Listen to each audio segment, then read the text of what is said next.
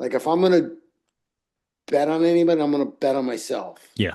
So if I'm gonna fail, at least I fail. I'm not gonna work for somebody and the company fails and say, sorry, I gotta let you go. So Right. that's been my journey. Hello and welcome to Pillars of Wealth Creation, where we talk about creating financial success with a special focus on business and real estate. I'm your host, Todd Dexheimer. Now, let's get to it. Hey, welcome back to the show. I'm your host, Todd Dexheimer. With me, excited to have Steve Griggs. Steve, how are you doing today? I'm doing good, Todd. How you doing out there in I'm frosty doing, Minnesota? yeah, you're a New Yorker, so excited to have you on the show. Yeah, I so you a love, hockey fan? You hockey of, like a of course I am. Yeah, Yeah, I I just was, went to my first hockey game. My son goes to Penn State and they're doing pretty well. And I yeah, went to my first hockey game. It's a beautiful stadium. We got good seat. that's a gorgeous Impressive, bro. stadium. Impressive. It was fun. They're playing my Minnesota Golden Gophers this Yeah, coming that's weekend. yeah, So big weekend. Big yeah. All right, cool. I was actually just it's funny you say that because I was just at a Minnesota Wild game last night, but it was more of a networking event. So I love hockey, and I don't want to Oh, miss that's your any of the thing? game. Oh Yeah, God. but so we go to this networking event. We're in a suite, and I barely watch the game, and it's just like, oh, it just kind of drives me nuts because I'm right there, but I'm talking with people, and you're networking, you're hanging But out, you and wanted to watch the game. and yeah, and I want to just sit and watch the game, but Yeah, hey, yeah. the next time it was free tickets, free food, all that kind It's of stuff. much So it's better like, live because when I oh watch it on TV, I can't follow the puck, man. And when yeah, it's live, it's much easier. So yeah, yeah, I was absolutely. I was very into it. It was very fun. That's good. That's good. All right. Well, a little bit about Steve. He's been getting dirt on his hands ever since he was 16, cutting grass, earning some dollars. It's funny. I did the same thing when I was like, I think 12, 13, well, maybe a little bit older, 14. I had my landscaping business. But working hard, got him through school, got his advanced Yeah, landscaping degrees, from Mississippi State. And what was the other one? SUNY S Cobble, a small SUNY. school upstate. Yeah, Okay, okay, never heard of that one, but and now you founded Steve Griggs Design when you're 25 and have really taken the business to the next level. So I want to talk. We're going to dive in to kind of what your business is and what you're doing, but just give our listeners a bit more about your background, then we'll kind of dive into yeah. Real the meat and quick, potatoes. real quick. Listen, I was one of those high school students that took the aptitude test, checked all the boxes. It wasn't my thing, right? So I Yeah. got into a small junior college, and just because that was the only place I could go to, and then ended up doing fairly well. Then transferred to Mississippi State, got my landscape architect degree. My dad was in construction in New York City, but he didn't own the business. He was just a union construction worker. And I Mm. remember work going there on Christmas vacations and schlepping to the city with him at like 4:30 in the morning and working. Just the way I grew up. I mean, Yeah.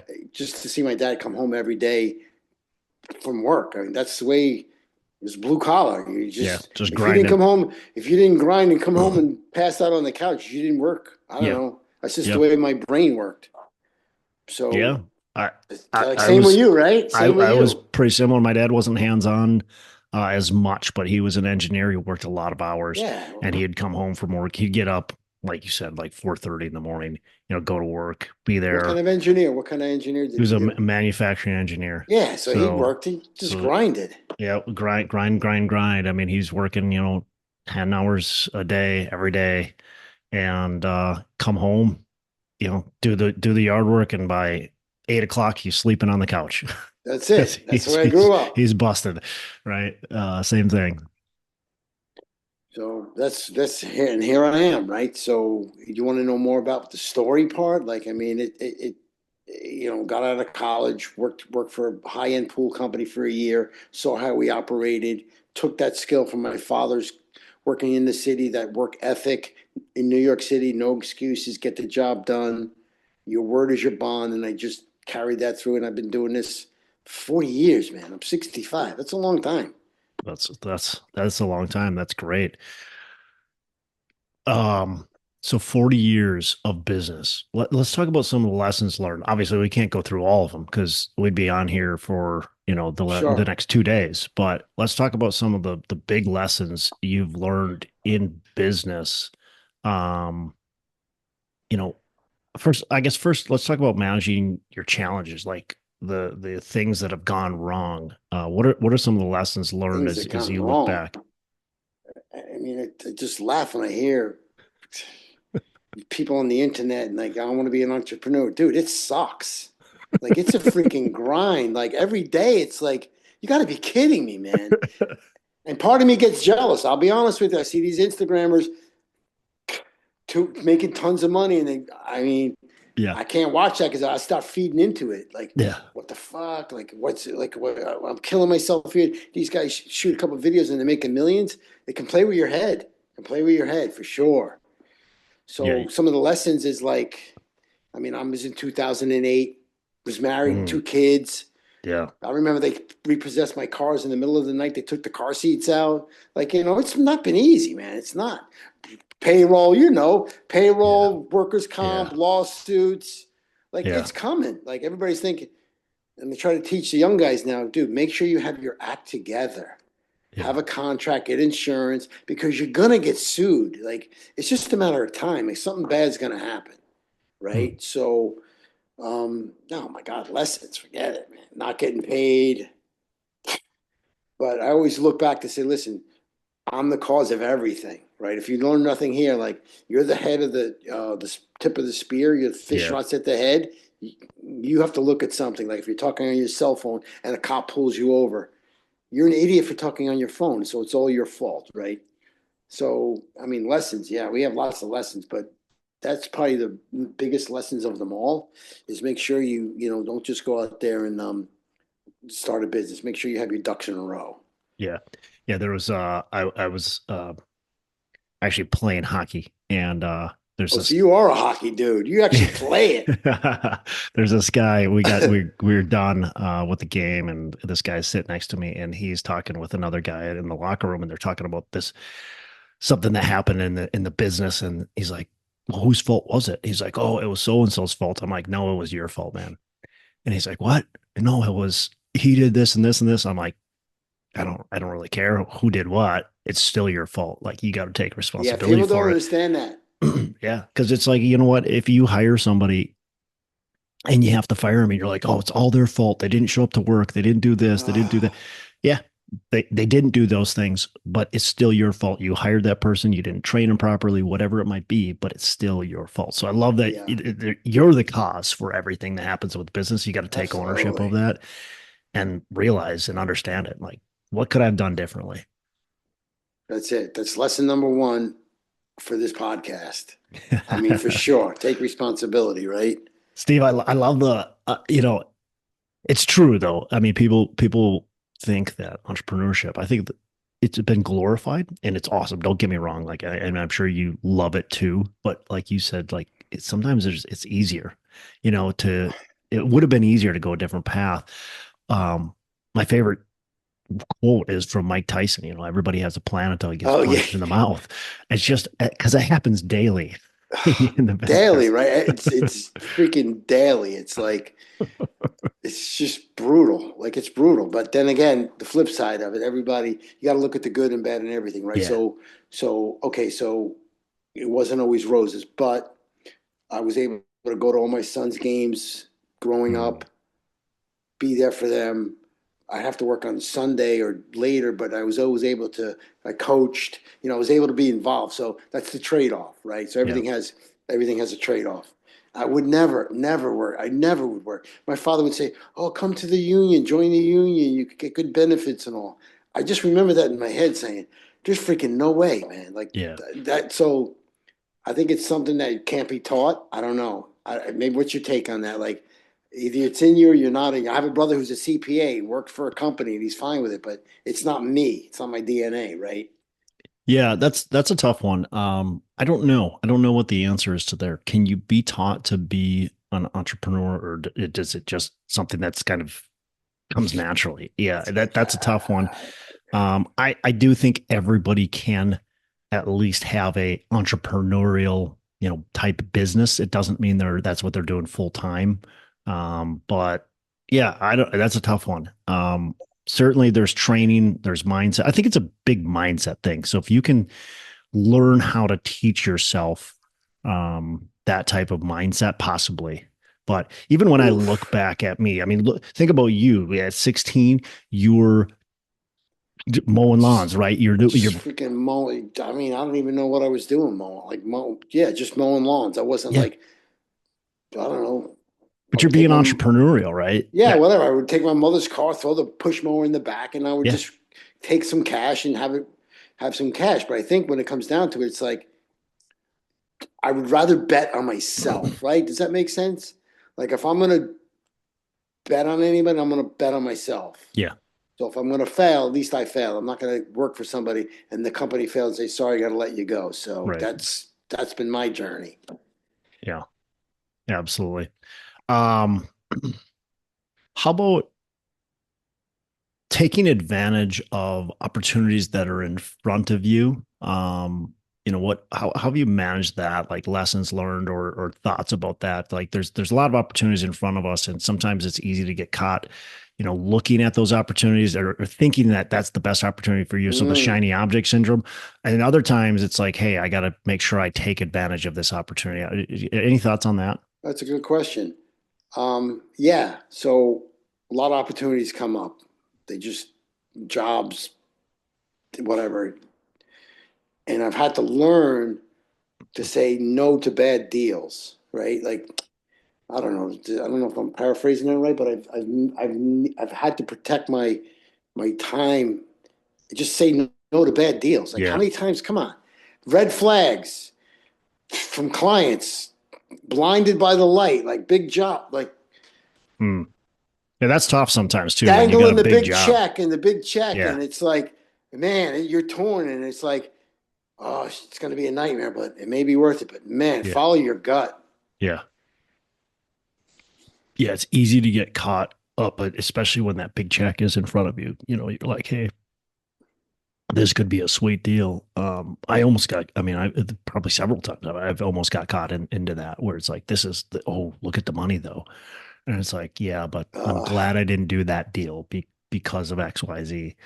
So yeah, trust your gut. I think that's a big part. That's how we make mistakes too. Like I took a lot of bad deals that I thought were good that turned out to be crappy, but it's just part of the entrepreneurial journey. Like it's never going to be all roses. Yeah, you're going to have to take risks along the way. Certainly. You've built a lot of over the years. You've certainly had a lot of clients, built a good, list, maintained trust. Talk about just building those relationships. Any like key points that you would tell our listeners of building relationships and maintaining trust with your clients? Yeah, absolutely. So like 2008, you couldn't sell a bag of mulch, right? And then, but you built up that trust over that time that you can go back to those people that trusted you. You can generate some sort of income from them, whatever it was, power washing, clean, whatever it took to generate some income. So, but that didn't come from all of a sudden waking up saying, oh, trust me, right? So I think the trust factor comes from saying doing what you say you're going to do, when you're going to do it with no excuses, right? Like if a plant dies and you tell them you're going to replace it and you don't replace it, I don't care what kind of job you did. If your word is your bond. Like I'm old school, right? I mean, that's really what it comes down to. Like I'm old school. Like that's where I was brought up, and I don't need a fancy thing. You handshake and give me a word. That's the word, right? So that's really helped a lot. That's the cornerstone of my whole success. Obviously, absolutely, for sure.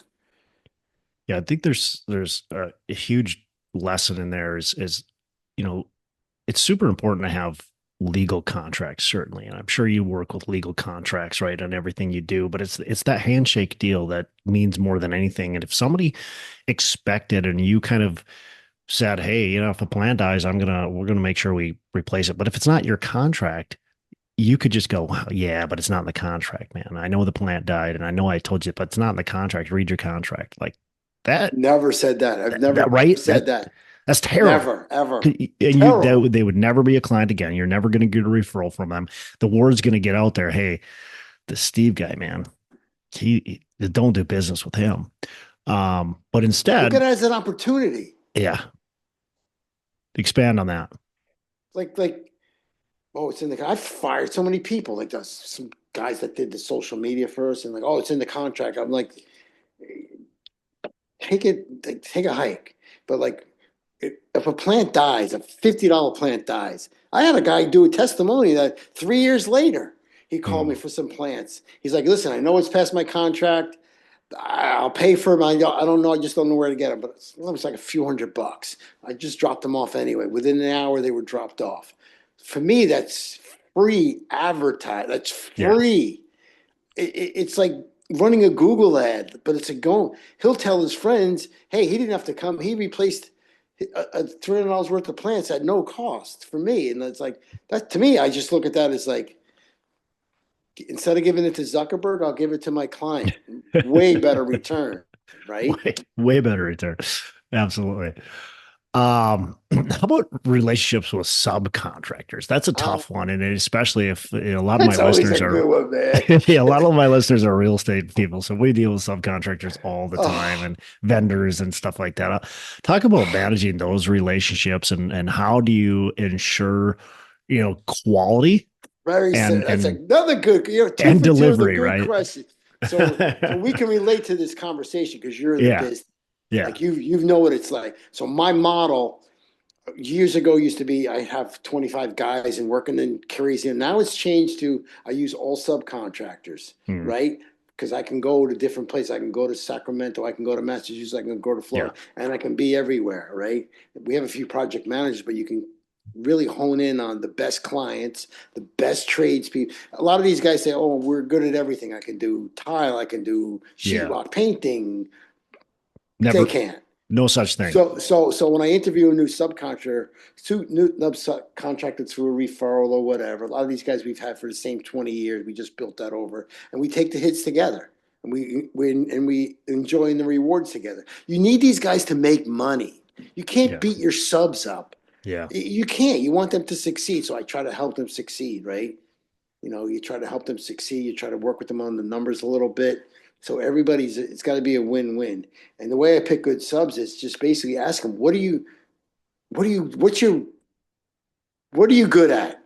What are you guys best at? If you can do nothing else all day, I know you can do everything else, but if you can do one thing, pick it. And they usually tell you, oh, we really like doing stonework. And I zone in on that, right? I pick him for the stone guy. Oh, we really like planting. I pick another guy because they're all not good at everything, no matter what they say. I really like that because, you're right. In a lot of these guys, they can do everything, but they're not good. I can change a light. Yeah. After I Google it, but like I'm not the guy. Yeah, that's not. You don't want me. I can't even touch anything in my house painting wise because that's not what I do. Right. My wife and I celebrated the other day because I did a plumbing project in the basement and I didn't have to run to the Home Depot 7 times. I went there once. I got all the materials because it never's happened before. It was amazing. Or I get blood, or I'm cutting finger, I'm hammering. Yeah, right. I'm not the guy that you want coming and doing the plumbing at your house. I can do it certainly, but I'm not coming to your house to do a plumbing project. You don't want me to. One of the questions I always ask subs is, are you? If they were not a drywall contractor, I would say, are you good at drywall? Can you do the drywall? And if they said yes, I'm like, I'm not going to hire you. Because you're lying to me, because only drywall guys are good at drywall. And it's just how it is. And it's the same thing. Like, what are you good at? One thing. And we'll hire you for that. I love that. Well, sometimes it depends. Like it's more to manage. Yeah. Like I got to add a tile guy. It depends on the scope of the work. Like for sure. A lot of the guys can do, it depends on the quality of the client. It depends on a lot of things. Like I have certain guys that can do trim in houses and pool houses, but it's not if I have to do a high end client, like you're not the guy. It's like, what it's like. You got to pick and choose the right. And to treating subcontractors, it's like, man, like I just think coming from where I come from, like you have to be able to bond with the subcontractor. Listen, where I am, they're mostly Spanish. hardworking guys, man. Like, and I'm not afraid to mix it up with them. Yeah. If you guys are getting chicken and broccoli, order me up one.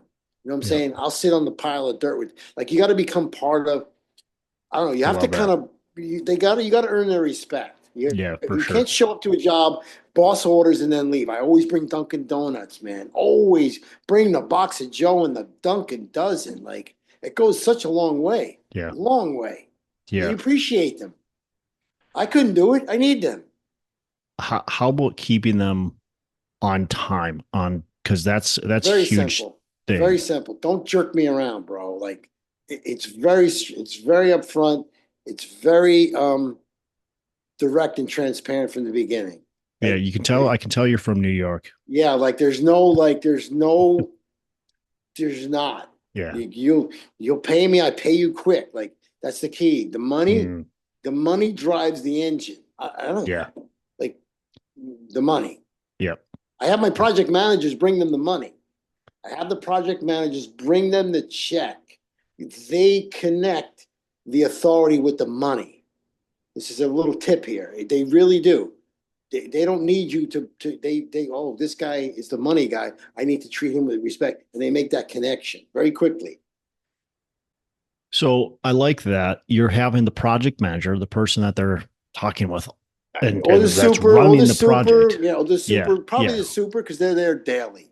Whoever's there daily, whoever's running the project, whoever's making sure that they're staying on time, on task, that's who's bringing them the check, and they're bringing it right away. And that's the key for you that are listening. If you want good work done, if you want it done for an affordable price, if you want it done on time, you got to pay people quickly. Yeah, you can't like get a cheap price, get it done fast, and pay late. Like, you're gonna get crappy work, and you're gonna have a headache. Very simple. Yeah. Well, and if you want somebody to be able to hold, if you want to be able to hold the payment for 30 days or 60 days, you're going to be paying a contractor that can actually, that's big enough to do that, right? I mean, we don't, yeah, it's very, unless we're doing a commercial job, you can't expect these guys to hold. No way. They just don't have it. They don't have it. Yep. Yeah, they want to get paid. They want to pay their guys. All right, let's talk about your particular business. Before we jumped on the show, we talked about this apartment building. We can relay a lot of what you do to this apartment building or to homes, whatever, however you want to do it. But first, I guess crack into what you do. Why is it valuable to the customer versus me just going, hey, I got this house that I have, or this apartment. I'm just going to pick some stuff out and we're going to throw it in. Why is what you do valuable versus me taking the cheap route? So we call that the builder's landscape. Yeah. Right. The builder builds a house. He sends the guys to Home Depot, get a couple of plants, put it in. It's just a different thing, man. Like, you don't know where the plants go. I'm not doing kitchens. You don't need to be outside. Yeah. I think what happens is when you design a landscape, or let's take a residential house, right? It's so easy. If you had the right plants and the right little elements to it, you can make that backyard emotionally connected to the client, right? Like, you can see them in the backyard with the kitchen and how you don't have to spend a lot of money. It's just the way it's positioned and the selecting the materials and everything just kind of flows together. It just looks like it's been put together. It's like when somebody wears a suit, tie, jacket, cufflinks, whatever. It's all put together. You're going to build. I've seen it so many times. These builders build this beautiful house and the outside looks like crap. And when they're going for the homeowner for the open house, they pull up and it's not the wow factor. That's baffled me for years. Not all builders, but a lot of builders just put some plants in it, but it doesn't have that wow factor. Doesn't pop. The first thing they see. It's the first thing somebody sees. It's the front. Yep. And apartment buildings, we've done a lot of renovations in apartment buildings in Brighton Beach and Brooklyn. They all had one thing in common. Obviously, low maintenance.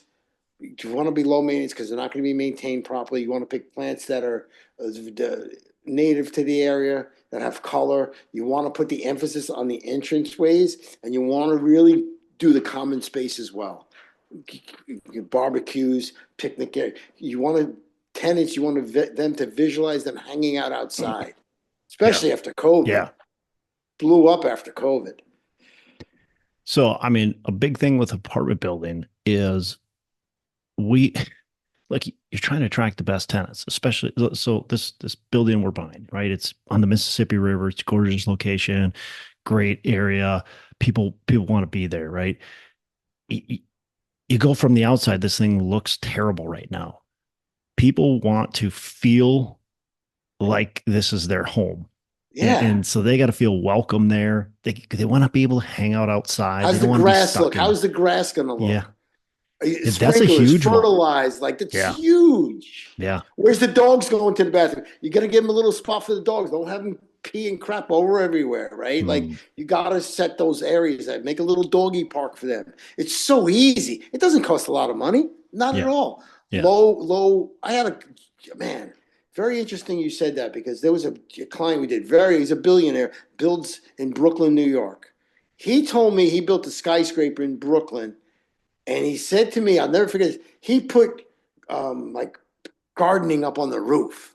He put little square boxes and he called them gardening. Like, I mean, it was just like, and he sold the building out. Like those little things, like he said, I basically got some dirt from Home Depot, put some 2x12s around, and I called it, and these people bought into it, right? Yeah. So it's little things like that. Like it gives them a sense of home, right? Yeah. How can you, low value, like low expenditure, low capital, but super high value. what would you do on an apartment building that's a garden style, doesn't have that roof access like that? It's just garden style. Like how can you make some landscaping? Who's going to be the tenant? Who's going to be the tenant? Who's your tenant? Well, single people. Like what's the tenant look like? What's probably younger couples, married couples, some kids, some not kids, but younger professionals, pretty good jobs, their household income in Minnesota, household income making over 100K, annually, it's got to be clean. It's got to be secure. Yeah. I got to have a place for the kids. I need a little play area. I need a place to walk the dogs. Like they're going to have dogs. They're going to have kids. Yeah. I mean, see, that's an easy one. Yeah. Right on the river. Little low investment, right on the river. Give me access to the river. Can I walk to the river? Yeah. Oh yeah. Okay. Tap into that. Tap into whoever's moving in there likes water. Like, so tap into that somehow, right? Yeah. Easy one. And that's the appearance from the outside, right? That's the outside. Good signage, good lighting. I mean, all little, like minor stuff, like nothing crazy. What are you looking for as you're looking at a property? Like what helps you determine, or what makes you determine what to do at a property? Oh, it kind of depends. Like ask a lot of questions. Like if it's you talk about so what do they commercial or want? residential. If residential is different than commercial. Yeah. What do they want? You never ask, what do you want? Never. Open end. Right? You're not getting. So I think it comes from. I think this may bring everything full circle, right? So for doing this for 40 years, it went from, hey, can you come out to give me an estimate, right? To building the brand, building trust, building that, to the last 10 years saying, hey, I know who you are. I know who you work with. I've seen your work. I want to work with you. Big. It's just a whole different, it's just a different thing. It goes from, me prescribing what needs to be done as opposed to me being an order taker, right? So, and then I'll listen how they want to use the space, just like we just walked through the commercial building exercise, right? How are you going to use the space? Who's the tenant? Same thing. Do you like to entertain? Do you have people over? And then you try to build in their mind. Then you try to get the vision in their head. You try to get their vision from the head. And then we just simply go to a 3D rendering, and I paint the picture, and I make sure that we're in sync for the vision. And then the rest of it's easy. It's really the vision. How did you get to that spot where people said, I want to work with you? Not just, can you come and get him and be an estimate? That's there's a big difference. Like that's a huge difference. Cost a lot of money. Like we wrote a book. I wrote a best-selling book. Yeah. Been on TV, podcast. I mean, and just years of grinding and doing good work. I mean, it's really the years of good work. Create that reputation. Come on, 40. Like, I don't give myself enough credit, man. We're hard on ourselves, right? Like 40 years, that's a long time. It's a really long time. But consistent. Yeah. I don't just showing up every day. I don't know. You know what it's like. There's no, you just show up. Yeah. You're Not showing easy. up. When you said, like you're creating that trust too. You're dropping off those plants for $300, even though you don't have to. The contract said that you had a 1 year warranty. It's 3 years later.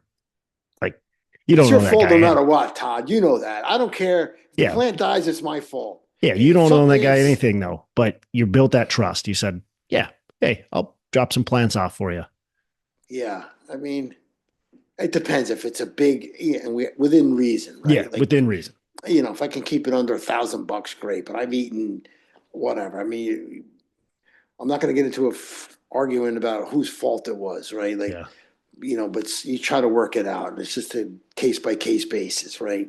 Most people are reasonable. Yeah. For sure. Most. Most. New York, less than most. Sorry. I'm sorry, but that's tough area, tough place to work. Tough. Yeah. It's probably the toughest in the country for what it sounds like. So, Oh man, when we've done job in the city itself on a rooftop, man, oof, you're gonna get parking tickets. It's just a different animal. But the risk reward, right? You're gonna yeah. risk a lot more, but the reward's much higher. Yeah. Yeah. I love So that. What what's a daily habit that you have? Any daily habits that you have that you think are key to your sustained success? yeah, get up early. Trying to stay off the. Yeah. Lately, been trying to. It's been helping a lot actually. And that funny you mentioned it. Not jumping right on the emails with the coffee. Just kind of giving my first hour to kind of get my head together. Hmm. It's just finally getting nice here. I went for a nice bike ride this morning. I like biking. Gets the head straight for the day. But it's been a long winter. But today it's like 55 out. So I went out this morning. You road biking Uh, or mountain biking? road biking. Road I like the biking. riding. Yeah, yeah. Yeah. Yeah. It's put the light on. It's great. Like I don't know Oh, you're that. going out early. Oh yeah, for life. Yeah, because then all the idiots come on the road after light on. It's like the school buses everywhere, and so you get out early, get it done, and then you come back and I got 3 dogs. Take the dogs for a quick walk, have breakfast with the Yeah. wife, and then if I set myself up that way, or if I plan my day like the night before, the days always go better. Like right, Mhm. like it just goes better. When I'm out of that and I start doing it, it's just a disaster. That's Yeah. how my day runs. Yeah. Yeah. That's key for me too. If I plan my day the day before, it's just a way better day. Way Even better even day. though things happen, like even though I don't hit all my things that I plan because something comes up, it's just still way better day. It's Like, I mean, that's a whole nother discussion on that whole thing. But yeah, it's just a better day. yeah. Steve, what's a favorite book that you can recommend to our listeners? In business, Yeah, whatever, like whatever you like. It can be recreational, it can be business, whatever you like. I mean, what was been a big changer was I read Grant Cardone's book a while Hmm. ago. Like so he's in our book. He wrote a little forward in our book. So but I mean people like it, people hate it, but what he taught me was that it just takes 10 times as much effort. Yeah. Like that's the only thing I remember from the whole book. Like whatever you think, it's just going to take so much more effort, and it's right. It just over. But as a contractor and as an owner, oh, you guys can get that done in a week, right? Oh, come on, what's taking so long? But it always takes more effort, Yeah. right? And then you have your rich dad, poor dad, and you have your, the old time favorite is what the heck is that one? Carnegie's books. Oh, Think and You Grow know, Rich. yeah, like I always try to Yeah. like, even though I'm Or not 65, Think and Grow Rich. How to Win Friends and Influence People would be one of yeah, Carnegie's or books. Think and Grow Rich too is another Yeah. one. Think and Grow Rich. I just feel that even though I'm 65 and I know people that have retired and they golf and I'm always trying to get better. I Yeah. think if you're trying to be great, I'm trying to be great, whatever that means, right? So when you're trying to be great, you're always evolving. Like you always have to be learning. Like I don't know. Does that make Love it. sense? Absolutely. Yeah. I can't envision myself being 65 and golfing. I just, I golf. I go to those yeah, outings. I am good for 4 or 5 holes, that's me too. and then give I'm me the same way. cigar, and I just like Same way. driving. I just like the scenery. Golf courses are beautiful. I'm in the business. Like I like riding. Honestly, I just like riding and Yeah. driving. Yeah. But you're hitting it for about 4 or 5 holes. And then you're like, hey, I'm let's, done, bro. yeah, Then I start I got making stuff to it. do. No, it's just like, then you make it just fun. Like, then Yeah. it's like, Sure. you're gonna choke, you're gonna shank it. Like, I'm not serious. Like, Yeah. I love it. Um, yeah, you don't strike me as a guy who's ready to retire and sit on the beach. I do And like sitting on the beach though. Like, come on. Like, it's fun, but not every day.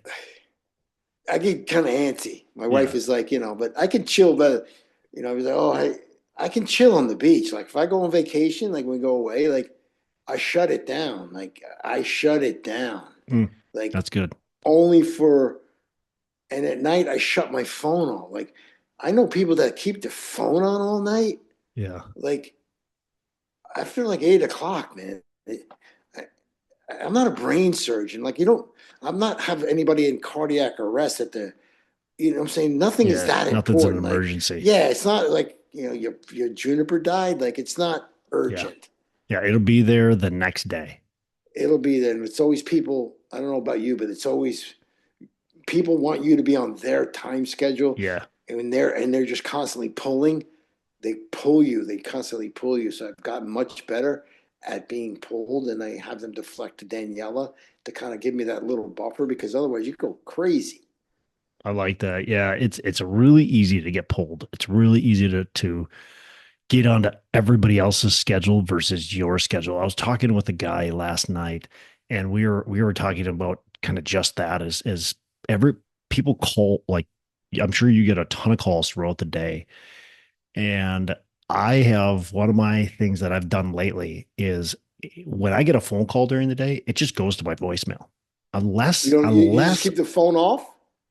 Like, yeah, pretty much phones off. But who runs the apartments for you guys? Like, you're not getting calls telling me my toilet's clogged. no, we have on site, we have staff for that. Yeah, you guys are pretty big. Like, you're not. So yeah, when I get a phone call, it goes to voicemail. I check my voicemails, don't get me wrong, but I'm not checking them. I'm not checking them 10 times a day. I'm checking them once or twice a day. What about the text Otherwise, yeah, text me and we'll set up a time, right? to But talk? to talk, right? If you just called me out of the blue today, I wouldn't answer my phone. I just wouldn't. And then you send me a text or you leave me a voicemail message, I'll text you back and say, "Hey Steve, how does 4 p.m. work for you?"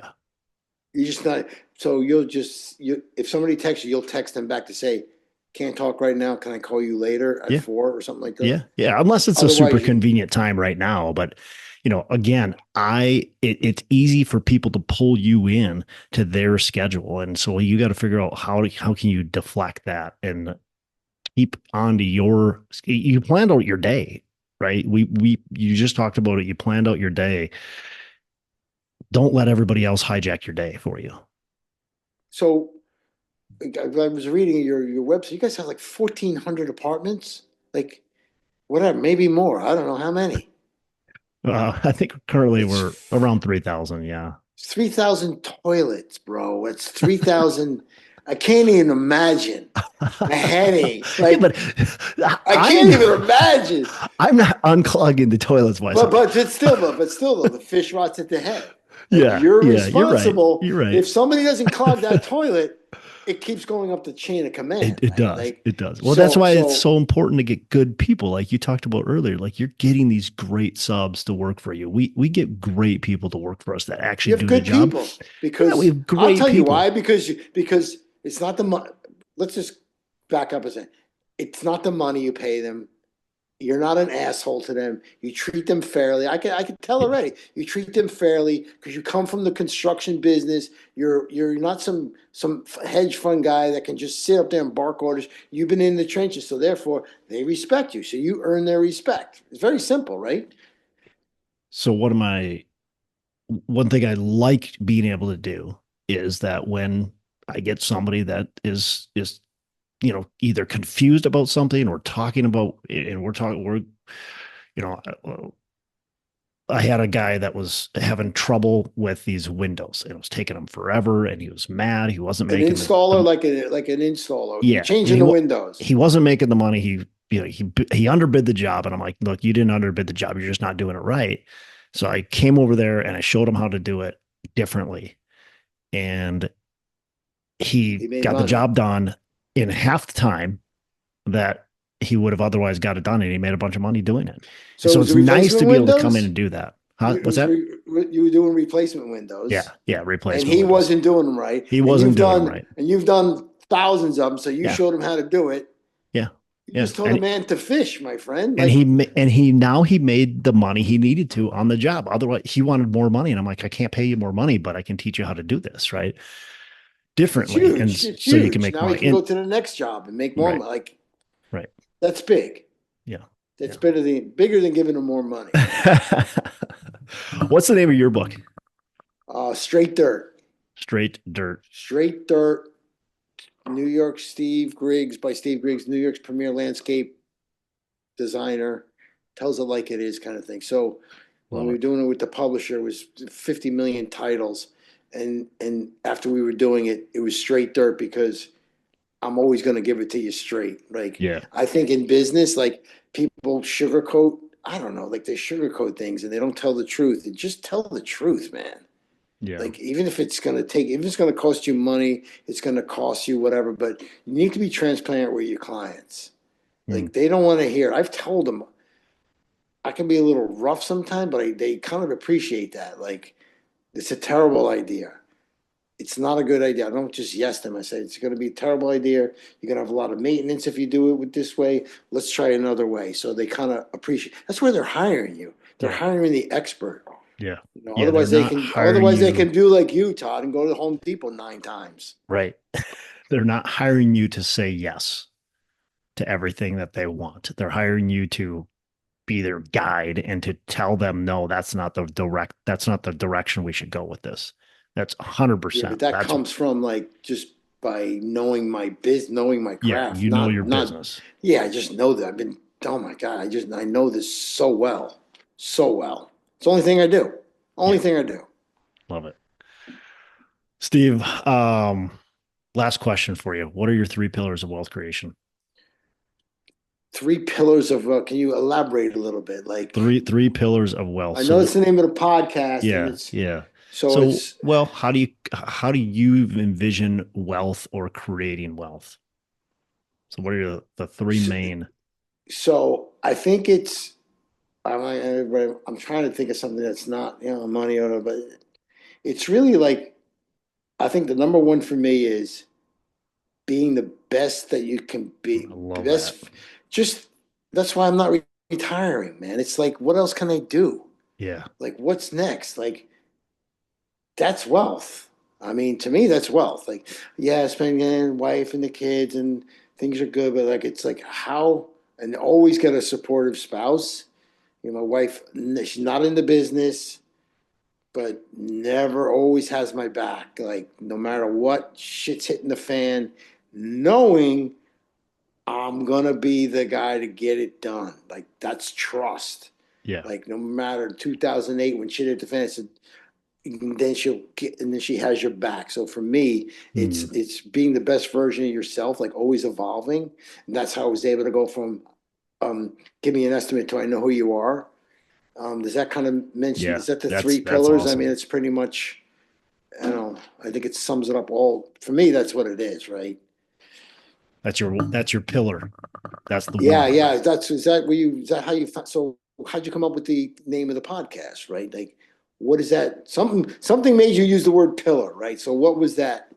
Yeah, I mean, look, a pillar is something that holds everything up and together, and without a pillar in a building, it's going to fall down, right? And so that when we're talking about wealth, we're talking about creating a business, creating success. There's pillars, there's the things that you need to do to be successful. And for everybody, it's a little bit different because success means something different for everybody. If you're a stay-at-home mom and that's what you want to do, your pillar of success looks different Uh, from from the business owner. It looks different from the pro athlete. It looks different, for everybody, right? yeah, yeah. Wow. So you married, you have kids? Yeah. Married to two kids, How old are the kids? uh, Like, 11 and 15. yeah, so you got, I've been through that. Those are fun ages, man. Yeah. Like they would do sports and going to I miss those days so bad. Oh man. Seriously, those are like the We, best times. we feel like underpaid taxi cab drivers. That's great though, man. It's like It is freaking great. getting changed in the car and stuff. You do Yeah. that Yeah. routine, yeah. Oh yeah. Oh yeah. Getting changed in the car, eating dinner in the car. Yeah, it's like but when it's gone, you miss it. Like when I miss it. My guys are 26 and 21 now. You miss those days, Yeah.